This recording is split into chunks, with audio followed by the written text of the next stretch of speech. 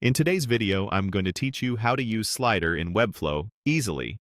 First, open your project in Webflow and head into the designer so you're working on the live canvas of your page.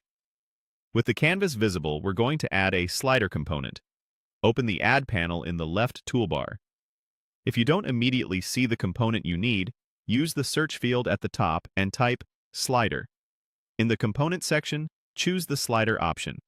You'll recognize it by the description that mentions adding dynamic components like image galleries and slideshows, rotating content, and more. That's exactly what we need. Click to add the slider to your page.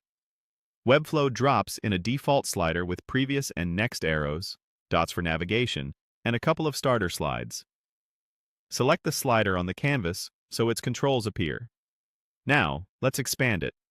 Find the Add Slide control in the slider settings on the right and click Add Slide to create another one.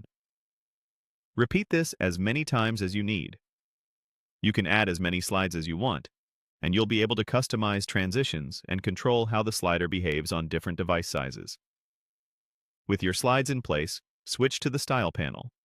Here, you can set the slider's size, spacing, and layout. Style the slide and slide mask elements to control how your content is framed, and adjust the arrows and dots so they match your brand. Tip: use flex or grid inside each slide to keep content aligned consistently across all slides.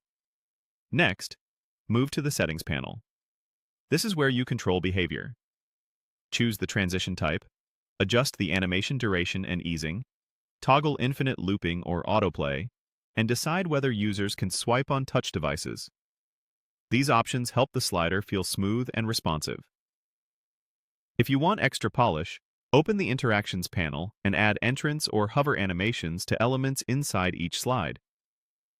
Keep it subtle so it complements the built-in slide transition rather than competing with it. When you're done, return to the Settings panel to confirm everything is set the way you want. Now go back to the slider on the canvas and continue clicking.